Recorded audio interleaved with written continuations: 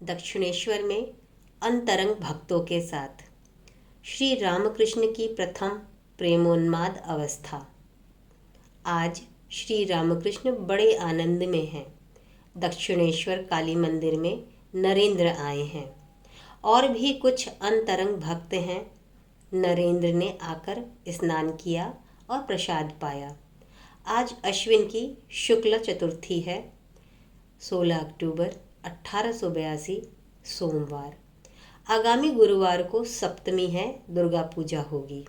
श्री रामकृष्ण के पास राखाल, रामलाल और हजारा हैं। नरेंद्र के साथ एक दो और बाहे लड़के आए हैं। आज मास्टर भी आए हैं। नरेंद्र ने श्री रामकृष्ण के पास ही भोजन किया। भोजन हो जाने पर श्री रामकृष्ण ने अपने कमरे में बिस्तर लगा देने को कहा, जिस पर नरेंद्र आदि भक्त, विशेषकर नरेंद्र, आराम करेंगे। चटाई के ऊपर रजाई और तकिए लगाए गए हैं। श्री रामकृष्ण भी बालक की भांति नरेंद्र के पास बिस्तर पर आ बैठे। भक्तों से, विशेषकर नरेंद्र से, और उन्हीं की ओर मुंह करके हंसते हुए बड़े आनंद से बातचीत कर रहे हैं।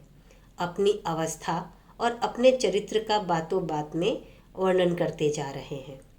श्री रामकृष्ण नरेंद्र आदि भक्तों से, मेरी इस अवस्था के बाद मुझे केवल ईश्वरी बातें सुनने की व्याकुलता होती थी। भागवत, अध्यात्म, रामायण, महाभारत, कहाँ इनका पाठ हो रहा है, यही सब ढूंढता फिरता था। आर्य दह के कृष्ण किशोर के पास अध्यात्म रामायण सुनने जाया करता था। कृष्ण किशोर का कैसा विश्वास है। वह वृंदावन गया था। वहाँ एक दिन उसे प्यास लगी।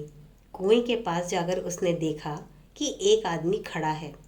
पूछने पर उसने जवाब दिया, मैं नीच जाति का हूँ और आप ब्राह्मण हैं, मैं कैसे आपको पानी निकाल दूँ। कृष्ण किशोर ने कहा, तू कह शिव शिव शिव, शिव कहने से ही तू शुद्ध हो जाएगा। उसने कहा, शिव शिव कहकर पानी ऊपर निकाला। वैसा निष्ठावान ब्राह्मण होकर भी उसने वही जल पिया, कैसा विश्वास है। आर्यदह के घाट पर एक साधु आया था। हमने सोचा कि एक दिन देखने जाएंगे।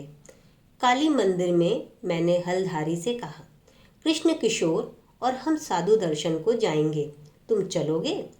हलधारी ने कहा, एक मिट्टी का पिंजरा देखने जाने से क्या होगा। हलधारी गीता और वेदांत पढ़ता था ना, इसी से उसने साधु शरीर को मिट्टी का पिंजरा बताया।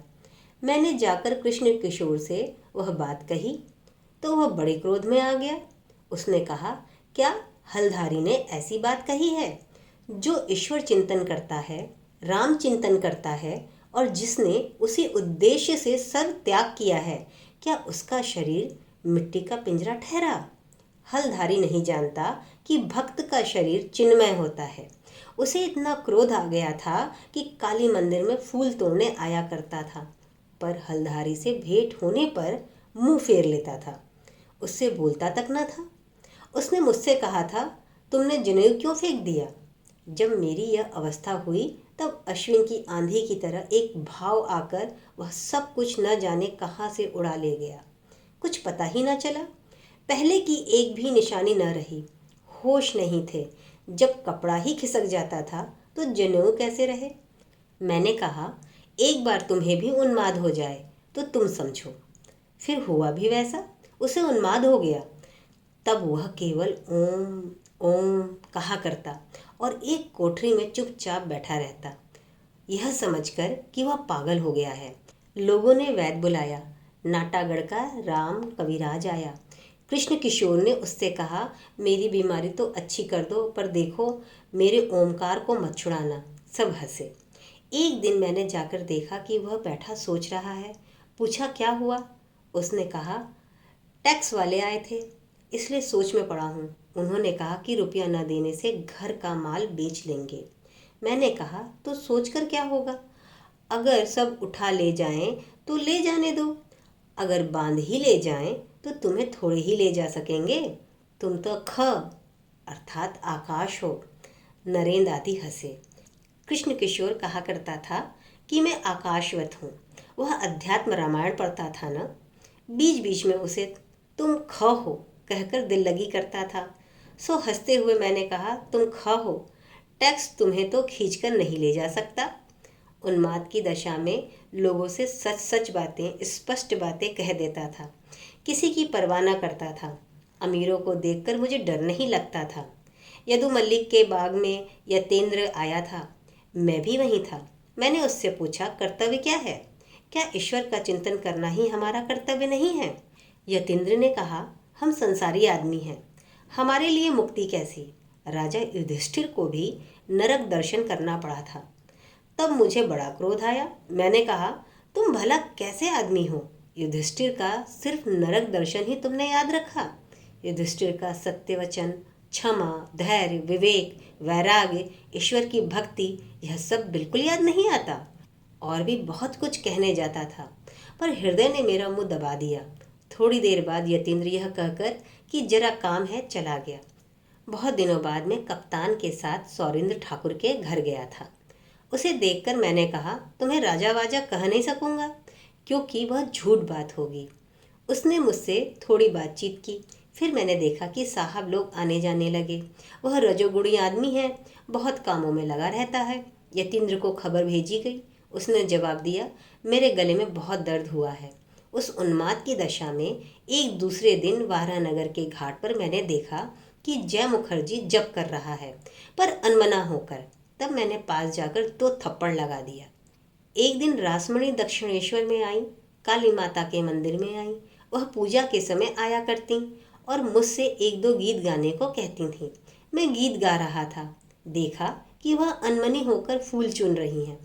बस 2 थप्पड़ जमा दिए। तब होश संभाल कर हाथ बांधे रहीं।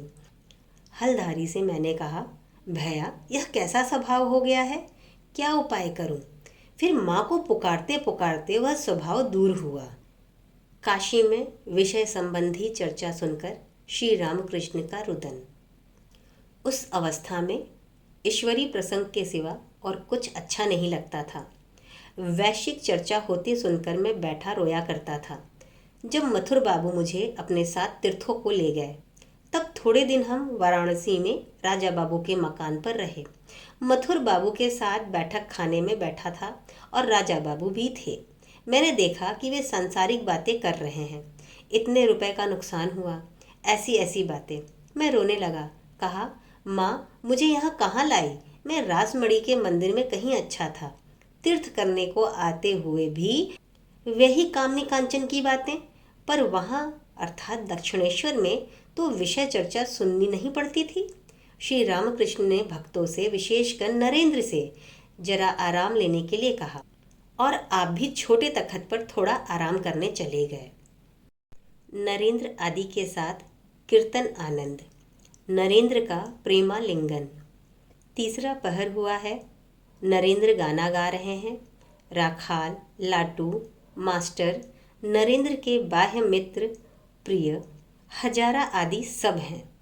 नरेंद्र ने कीर्तन गाया, मृदंग बजाने लगा। भावार्थ, ए मन, तू चिद घन हरि का चिंतन कर। उनकी मोहन मूर्ति की कैसी अनुपम छटा है। वह श्री हरि भक्तों का हृदय घन, उसकी सौंदर्य सुषमा कौट्यवधि चंद्रमाओं को लज्जित करेगी। उसके लावण्य दर्शन से प्राण पुलकित हो जाते हैं। हत कमलासन में उनके श्री चरणों का चिंतन कर। शांतिपूर्ण मन से तथा प्रेम नेत्रों से उस अरूप प्रिय दर्शन का दर्शन कर। भक्ति के आवेग से उस चिदानंद रस में चिरमग्न हो जा। नरेंद्र ने फिर गाया। भावार्थ, सत्य शिव सुंदर का रूप हृदय मंदिर में शोभायमान है, जिसे नित्य देखकर हम उस रूप के समुद्र में डूब जाएंगे। वह दिन कब आएगा? हे प्रभु, मुझ दीन के भाग्य में यह कब होगा? हे नाथ, कब अनंत ज्ञान के रूप में तुम हमारे हृदय में विराजोगे और हमारा चंचल मन निर्वाक होकर तुम्हारी शरण लेगा? कब अविनाशकारी आनंद के रूप में तुम हृदय आकाश में उदित होगे? चंद्रमा के उदय होने पर चकोर जैसे उल्लासित होता है, वैसे हम भी तुम्हारे प्रकट होने पर मस्त हो जाएंगे। तुम शांत, शिव, अद्वितीय और राज राज हो। हे प्राण सखा, तुम्हारे चरणों में हम बिक जाएंगे और अपने जीवन को सफल करेंगे। ऐसा अधिकार और ऐसा जीते जी स्वर्ग भोग हमें और कहाँ मिलेगा। तुम्हारा शुद्ध और अपापविद रूप हम देखेंगे। जिस तरह प्रकाश को देखकर अंधेरा जल्द भाग जाता है, उसी तरह तुम्हारे प्रकट होने से पाप रूपी अंधकार भाग जाएगा। तुम ध्रुव तारा हो, हे दीनबंधो। हमारे हृदय में ज्वलंत विश्वास का संचार कर मन की आशाएं पूरी कर दो। तुम्हें प्राप्त कर हम अहर्निश प्रेमानंद में डूबे रहेंगे और अपने आप को भूल जाएंगे। वह दिन कब आएगा प्रभु? भावार्थ: आनंद से मधुर ब्रह्म नाम का उच्चारण करो। नाम से सुधा का सिंधु उमड़ आएगा। उसे लगातार पीते रहो। आप पीते रहो और दूसरे को पिलाते रहो। विषय रूपी मृगजल में पड़कर यदि कभी हृदय शुष्क हो जाए तो नामगान करना, प्रेम से हृदय सरस हो उठेगा। देखना, वह महामंत्र नहीं भूलना। संकट के समय उसे दयालु पिता कहकर पुकारना। हुंकार से पाप का बंधन तोड़ डालो। जय ब्रह्म कहकर आओ। सब मिलकर ब्रह्मानंद में मस्त होवें और सब कामनाओं को मिटा दें। प्रेम योग के योगी बने। मृदंग और करताल के साथ कीर्तन हो रहा है। नरेंद्र आदि भक्त श्री रामकृष्ण को घेर कर कीर्तन कर रहे हैं। कभी गाते हैं, प्रेमानंद रस में चिरदिन के लिए मग्न हो जा।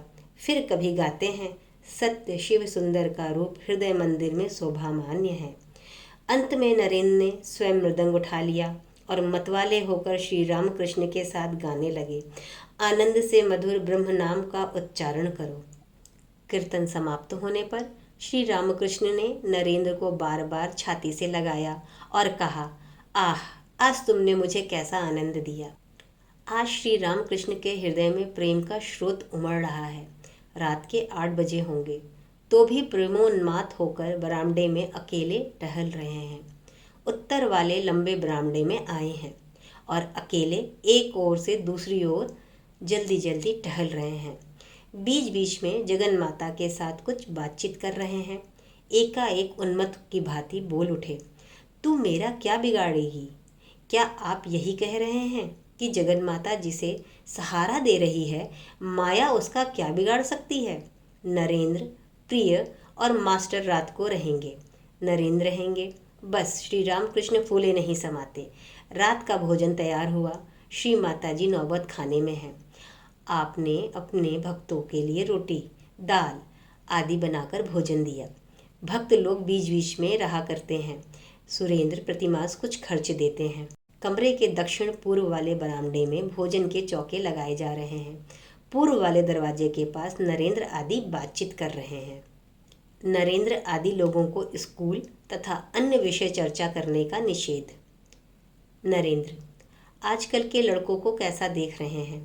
मास्टर, बुरे नहीं, पर धर्म के उपदेश कुछ नहीं पाते हैं। नरेंद्र, मैंने खुद देखा है। उससे तो जान पड़ता है कि सब बिगड़ रहे हैं। चुरुट पीना, ठट्टेबाजी, ठाट बाट, स्कूल से भागना, यह सब हरदम होते देख रहा हूँ। यहाँ तक कि खराब जगहों में भी जाया करते हैं। मास्टर, जब हम पढ़ते थे तब तो ऐसा न था, न सुना। नरेंद्र, शायद आप उतना मिलते जुलते नहीं थे। मैंने यह भी देखा कि खराब लोग उन्हें नाम से पुकारते हैं। मास्टर, क्या आश्चर्य की बात है। नरेंद्र, मैं जानता हूँ कि बहुतों का चरित्र बिगड़ गया है। स्कूल के संचालक और लड़कों के अभिभावक इस विषय पर ध्यान दें तो अच्छा हो। ईश्वर चर्चा की असल। इस तरह की बातें हो रही थीं कि श्री रामकृष्ण कोठरी के भीतर से उनके पास आए और हंसते हुए कहते हैं, भला तुम्हारी क्या बातचीत हो रही है? नरेंद्र ने कहा, इनसे स्कूल की चर्चा हो रही थी। लड़कों का चरित्र ठीक नहीं रहता। श्री रामकृष्ण थोड़ी देर तक उन बातों को सुनकर मास्टर से गंभीर भाव से कहते हैं, ऐसी बातचीत अच्छी नहीं। ईश्वर की बातों को छोड़कर दूसरी बातें अच्छी नहीं। तुम इनसे उम्र में बड़े हो, तुम सयाने हुए हो, तुम्हें यह सब बातें उठाने देना उचित न था। उस समय नरेंद्र की उम्र 19-20 रही होगी और मास्टर की 27 या 28। मास्टर लज्जित हुए। नरेंद्र आदि भक्त चुप रहे। श्री रामकृष्ण खड़े होकर हंसते हुए नरेंद्र आदि भक्तों को भोजन कराते हैं। आज उनको बड़ा आनंद हुआ। भोजन के बाद नरेंद्र आदि भक्त श्री रामकृष्ण के कमरे में फर्श पर बैठे विश्राम कर रहे हैं और श्री रामकृष्ण से बातें कर रहे हैं। आनंद का मेला सा लगा है। बातों बातों में श्री रामकृष्ण नरेंद्र से कहते हैं, चिदाकाश में पूर्ण प्रेमचंद्र का उदय हुआ है, जरा इस गाने को तो गा। नरेंद्र ने गाना शुरू किया। साथ ही साथ अन्य भक्त मृदंग और करताल बजाने लगे। गीत का आशय इस प्रकार था, चिदाकाश में पूर्ण प्रेमचंद्र का उदय हुआ, क्या ही आनंद पूर्ण प्रेम सिंधु उमड़ आया। जय दयामय जय दयामय जय दयामय, चारों ओर भक्ति रूपी ग्रह जगमगाते हैं। भक्त सखा भगवान भक्तों के संग लीला रसमय हो रहे हैं। जय दयामय, स्वर्ग का द्वार खोल, आनंद का तूफान उठाते हुए नव विधान रूपी वसंत समीर चल रहा है। उससे लीला रस और प्रेम गंध वाले कितने ही फूल खिल रहे हैं, जिनकी महक में योगी वृंद योगानंद में मतवाले हो जाते हैं। जय दयामय, संसार हृदय के जल पर नव विधान रूपी कमल में आनंदमयी माँ विराजती है और भावावेश में आकुल भक्त रूपी भौरे उसमें सुधापान कर रहे हैं। वह देखो माता का प्रसन्न वदन, जिसे देखकर चित्त खिल उठता है और जगत मुग्ध हो जाता है।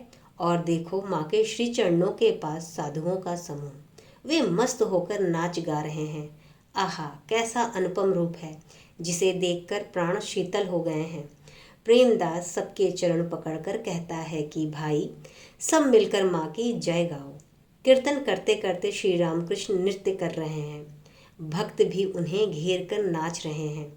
कीर्तन पाकर श्री रामकृष्ण उत्तर पूर्व वाले बरामदे में टहल रहे हैं। श्रीयुत हजारा उसी के उत्तर भाग में बैठे हुए हैं। श्री रामकृष्ण जाकर वहाँ बैठे। मास्टर भी वहीं बैठे हैं और हजारा से बातचीत कर रहे हैं।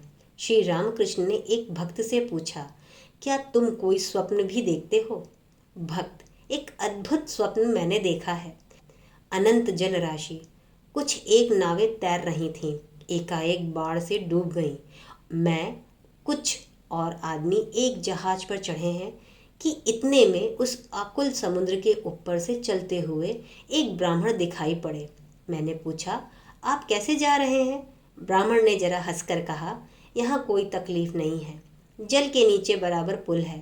मैंने पूछा, आप कहाँ जा रहे हैं? उन्होंने कहा, भवानीपुर जा रहा हूँ। मैंने कहा, जरा ठहर जाइए, मैं भी आपके साथ चलूँगा। श्री रामकृष्ण, यह सब सुनकर मुझे रोमांच हो गया है। भक्त, ब्राह्मण ने कहा, मुझे अब फुर्सत नहीं है, तुम्हें उतरने में देर लगेगी, अब मैं चलता हूँ। यह रास्ता देख लो, तुम मेरे पीछे आना। श्री रामकृष्ण, मुझे रोमांच हो रहा है, तुम जल्दी मंत्र दीक्षा ले लो। रात के 11 बज गए हैं। नरेंद्र आदि भक्त श्री रामकृष्ण के कमरे में फर्श पर ही बिस्तर लगाकर लेट गए हैं। नींद खुलने पर भक्तों में से कोई कोई देखते हैं कि सवेरा हुआ है। 17 अक्टूबर 1882 मंगलवार। श्री रामकृष्ण बालक की भांति दिगंबर हैं और देव देवियों के नाम उच्चारण करते हुए कमरे में टहल रहे हैं। आप कभी गंगा दर्शन करते हैं, कभी देव देवियों के चित्रों के पास जाकर प्रणाम करते हैं, कभी मधुर स्वर में नाम कीर्तन करते हैं, कभी कहते हैं वेद, पुराण, तंत्र, गीता, गायत्री, भागवत, भक्त, भगवान। गीता को लक्ष्य करके अनेक बार कहते हैं, त्यागी त्यागी त्यागी त्यागी। फिर कभी तुम ही ब्रह्म हो, तुम ही शक्ति, तुम ही पुरुष हो, तुम ही प्रकृति, तुम ही विराट हो, तुम ही स्वराट अर्थात स्वतंत्र अद्वितीय सत्ता, तुम ही नित्य हो, तुम ही लीलामयी, तुम ही सांख्य के 24 तत्व हो। इधर काली मंदिर और राधा कांत मंदिर में मंगल आरती हो रही है और शंख घंटे बज रहे हैं। भक्त उठकर देखते हैं कि मंदिर की फुलवाड़ी में देव देवियों की पूजा के लिए फूल तोड़े जा रहे हैं और प्रभाती रागों की लहरें फैलाती हुई नौबत बज रही है। नरेंद्र आदि भक्त प्रातः क्रिया से निपटकर श्री रामकृष्ण के पास आए। श्री रामकृष्ण सहास्य मुख हो उत्तर पूर्व वाले बरमडे में पश्चिम की ओर खड़े हैं। नरेंद्र, मैंने देखा कि पंचवटी में कुछ नानकपंथी साधु बैठे हैं। श्री रामकृष्ण, हाँ, वे कल आए थे। श्री रामकृष्ण नरेंद्र से कहते हैं, तुम सब एक चटाई पर बैठो, मैं देखूं। सब भक्तों के चटाई पर बैठने के बाद श्री रामकृष्ण आनंद से देखने और उनसे बातचीत करने लगे। नरेंद्र ने साधना की बात छेड़ी। वीर भाव की साधना कठिन है, संतान भाव अति शुद्ध है। श्री रामकृष्ण नरेंद्र आदि से, भक्ति की सार वस्तु है। ईश्वर को प्यार करने से विवेक वैराग्य आप ही आप आते हैं। नरेंद्र, एक बात पूछूं, क्या औरतों से मिलकर साधना करना तंत्रों से कहा गया है? श्री रामकृष्ण, वे सब अच्छे रास्ते नहीं, बड़े कठिन, और उनसे प्रायः पतन हुआ करता है। 3 प्रकार की साधनाएं हैं, वीर भाव, दासी भाव और मातृभाव। मेरी मातृभाव की साधना है। दासी भाव भी अच्छा है। वीर भाव की साधना बड़ी कठिन है। संतान भाव बड़ा शुद्ध भाव है। नानकपंथी साधुओं ने आकर श्री रामकृष्ण को नमो नारायण कहकर अभिवादन किया। श्री रामकृष्ण ने उनसे बैठने को कहा। ईश्वर के लिए सभी कुछ संभव है। श्री रामकृष्ण कहते हैं, ईश्वर के लिए कुछ भी असंभव नहीं। उनका यथार्थ स्वरूप कोई नहीं बता सकता, सभी संभव है। 2 योगी थे, ईश्वर की साधना करते थे। नारद ऋषि जा रहे थे। उनका परिचय पाकर एक ने कहा, तुम नारायण के पास से आते हो, वे क्या कर रहे हैं? नारद जी ने कहा, मैं देख आया कि वे एक सुई के छेद में ऊंट हाथी घुसाते हैं और फिर निकालते हैं। उस पर एक ने कहा, इसमें आश्चर्य ही क्या है, उनके लिए सभी संभव है। पर दूसरे ने कहा, भला ऐसा कभी हो सकता है, तुम वहां गए ही नहीं। दिन के 9 बजे होंगे। श्री रामकृष्ण अपने कमरे में बैठे हैं। कौन नगर से मनमोहन सपरिवार आए हैं। उन्होंने प्रणाम करके कहा, इन्हें कलकत्ते ले जा रहा हूँ। कुशल प्रश्न पूछने के बाद श्री रामकृष्ण ने कहा, आज माह का पहला दिन है और तुम तो कलकत्ते जा रहे हो, क्या जाने कहीं कुछ खराबी ना हो। यह कहकर जरा हंसे और दूसरी बात कहने लगे।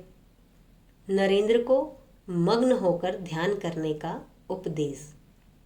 नरेंद्र और उनके मित्र स्नान करके आए।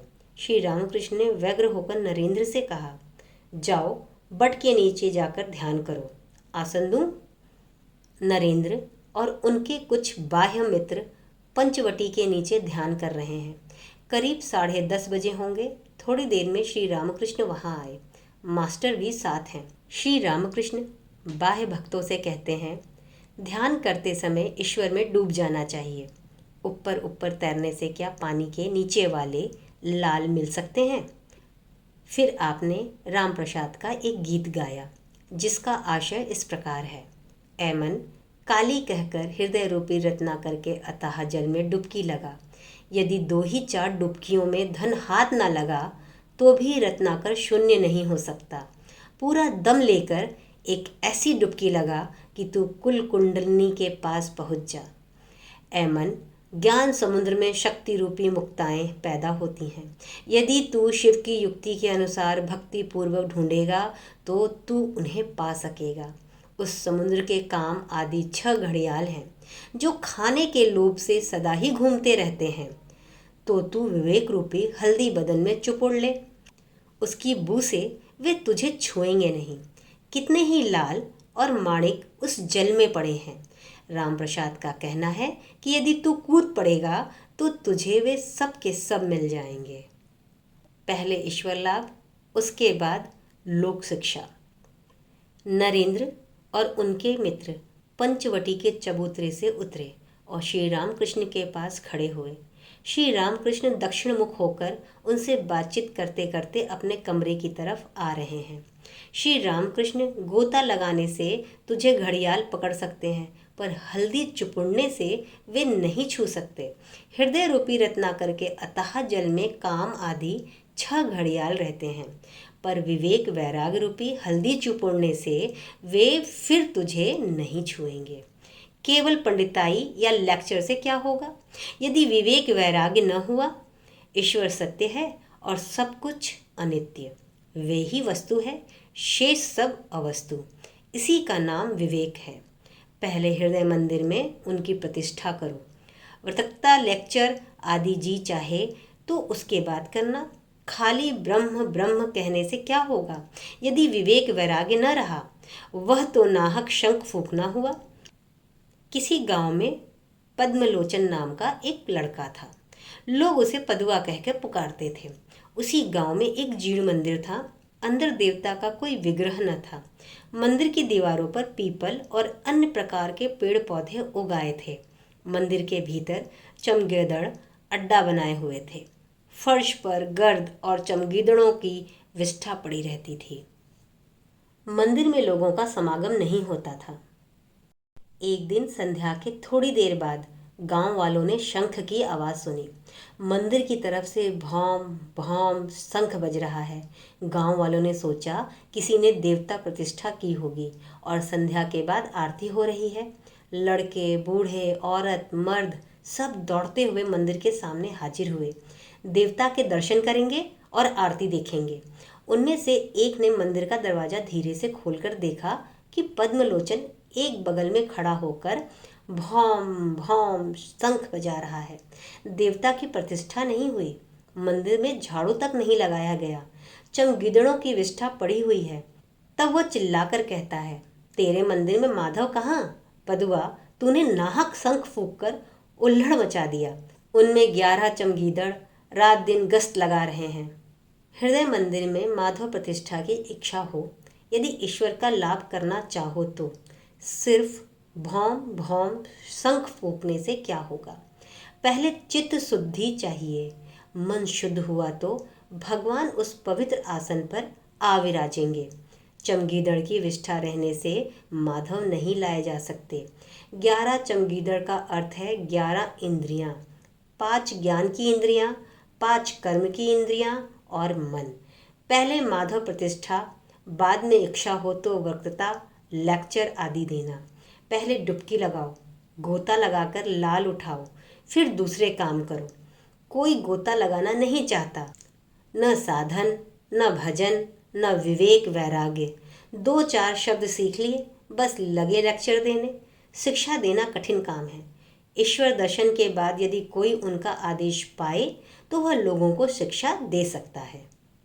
सच्ची भक्ति हो तो सभी वश में आ जाते हैं। बातें करते हुए श्री रामकृष्ण उत्तर वाले बरामदे के पश्चिम भाग में आकर खड़े हुए। मणि पास खड़े हैं।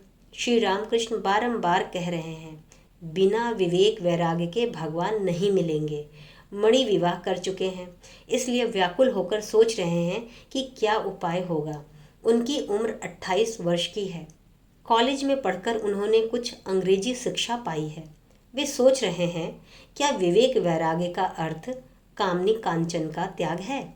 मणि श्री रामकृष्ण से कहते हैं, यदि स्त्री कहे कि आप मेरी देखभाल नहीं करते, मैं आत्महत्या करूंगी तो कैसा होगा?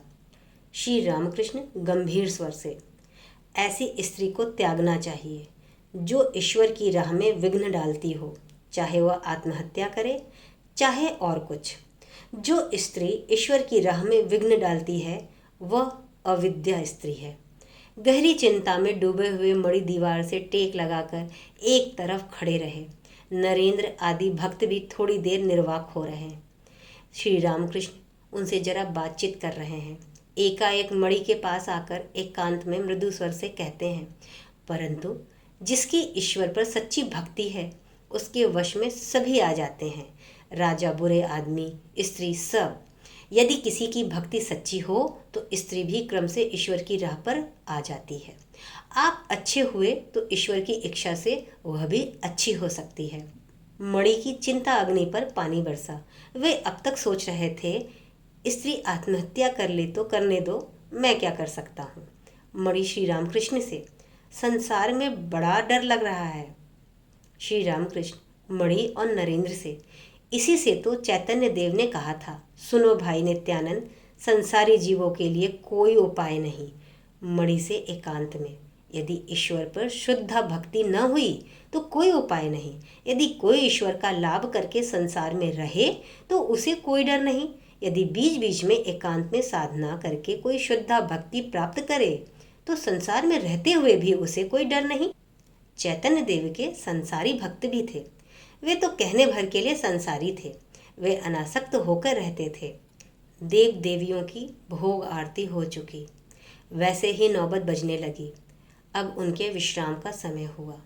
श्री रामकृष्ण भोजन करने बैठे। नरेंद्र आदि भक्त आज भी आपके पास प्रसाद पाएंगे।